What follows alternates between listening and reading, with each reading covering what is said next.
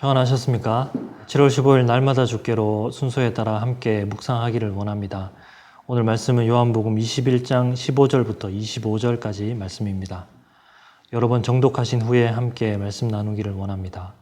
여러분들은 누군가에게 일을 맡긴다면 어떤 사람에게 맡기십니까? 대부분의 사람들은 일을 맡길 때 무엇보다도 그 일에 대한 성과가 보장되는 사람에게 일을 맡길 것입니다. 그 일을 잘 해낼 수 있고 또 문제없이 그 일을 잘 감당할 수 있는 사람, 적실한 사람, 믿을 수 있는 사람, 그런 사람에게 일을 맡기게 됩니다. 오늘 보면 예수님이 베드로에게 일을 맡기고 계시는 장면이 나옵니다. 그런데 우리가 생각해 볼 것은 베드로가 어떤 사람입니까? 우리가 알고 있는 베드로는 일을 그르치기 쉬운 사람입니다. 베드로의 성격에 대해서 우리는 너무나 잘 알고 있습니다. 그는 성미가 급하고 또 즉흥적이고 또 다혈질적이고 그래서 때로는 경솔하고 또 저돌적인 그런 모습을 보이기도 합니다. 물론 다른 모습이 얼마든지 있을 수 있지만 그러나 우리가 볼 때 성경을 통해서 비춰지고 있는 베드로의 모습은 그러하다라는 것입니다. 그러나 이런 개인의 고유한 기질과 그런 성격, 성경이 이런 베드로의 이러한 부분들을 그렇게 평가하고 있지는 않는 것 같습니다. 성경이 비춰주고 있는 베드로의 가장 큰 특징은 그가 철저히 자기를 믿고 있었다는 것입니다. 주님께서 십자가를 지시기 전에 제자들과 함께 계실 때 말씀하셨습니다. 그때 베드로가 주여 내가 지금은 어찌 따라갈 수 없나이까? 주를 위하여 내 목숨을 버리겠나이다 라고 이렇게 말했습니다.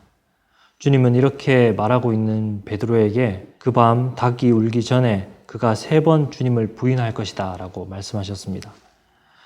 그리고 일어나 감람산으로 가실 때 주님은 오늘 밤에 너희가 다 나를 버리리라 라고 말씀하셨습니다.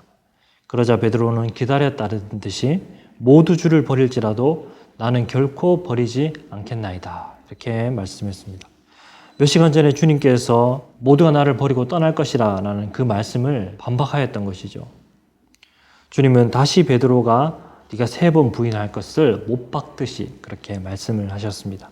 여기서 우리가 알 수 있는 그 베드로의 그런 모습은 무엇이냐면 그는 자신을 믿고 있었다라는 것입니다. 그는 자기 자신에 대한 그런 확신으로 가득 차 있었습니다.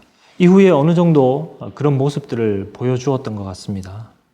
예수님을 잡으러 온 수백 명의 그런 로마 군대 앞에 서 있던 대제사장의 종을 베려고 검을 휘두르는 그런 용기를 보여주었습니다. 그의 신념과 말대로 그는 행했습니다.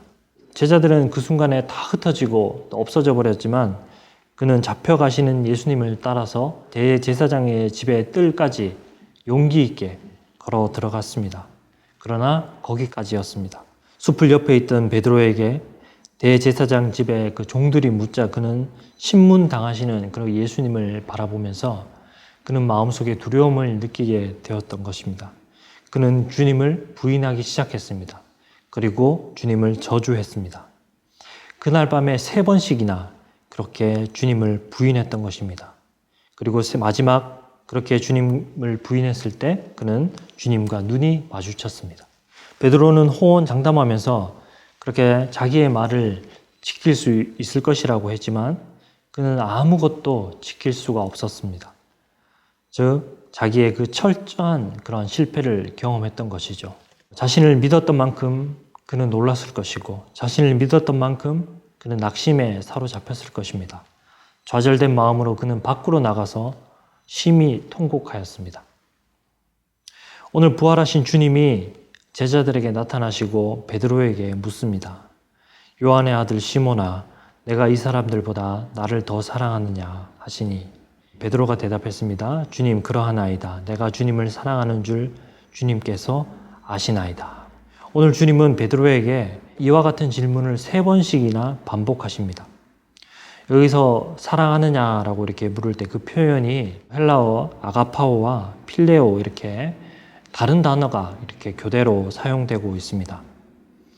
우리가 알다시피 아가파오, 이 아가페는 그런 신적 차원의 그런 사랑, 이타적인 사랑, 무조건적인 사랑 우리가 그렇게 알고 있고 이 필레오는 인간적인 사랑, 친구 간의 사랑 이렇게 우리가 생각하는데 그래서 이 각각 3번의 질문에 대해서 의미를 달리하는 그런 해석적 차이도 있습니다. 그러나 그렇지는 않는 것 같습니다.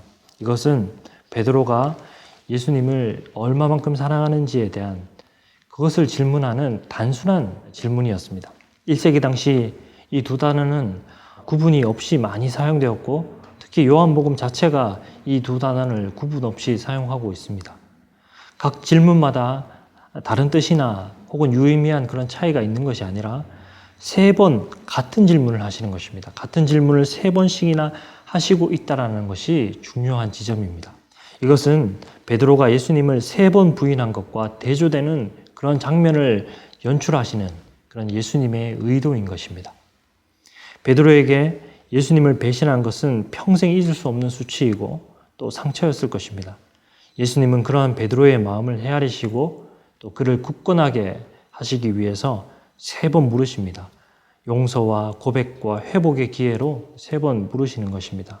주님을 3번이나 부인한 베드로를 위해서 3번이나 같은 질문으로 베드로가 그 주님을 향한 그 사랑을 확신시켜 주시고 또 속죄하며 격려하시는 것입니다.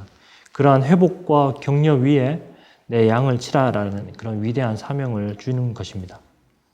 그렇다면 이 예수님의 3번에 걸친 이 질문, 그리고 대답, 그리고 사명 위임은 정말 잘 이렇게 연결이 되어서 자기를 믿어서 정말 실패했던 그 베드로, 그 완전히 자기 의가 깨어진 그 베드로에게 하나님의 그 은혜의 역사로 그의 모든 심령들을 회복시켜 주시고 또 제자들 앞에서 공적으로 그의 회복과 사명을 주시는 것입니다. 그렇다면 예수님께서 쓰시는 자가 누구입니까? 바로 이 베드로처럼 자기를 믿었다가 완전히 깨어지고 회복한 자입니다. 자기의 고집과 주장과 신념으로 사는 자가 아니라 그저 주님을 사랑하기 때문에 주님을 사랑하는 것이 이유가 되어서 주님을 따를 수 있는 자입니다. 주님께서 일을 맡기시는 자는 이런 자입니다. 주님께서 쓰시기에 부족한 모습만 보였던 그런 베드로였지만 주님 때문에 회복된 베드로, 주님께서 쓰시는 자는 바로 주님으로 회복된 이런 사람입니다. 자신의 의가 완전히 깨어지고 주님으로 완전히 회복된 그러한 사람입니다. 이 베드로는 바로 교회의 대표입니다. 주님이 베드로에게 내 양을 치라라는 그런 사명을 주셨다면 이것은 베드로에게만 주신 것이 아니라 교회인 우리가 동일하게 받은 사명입니다.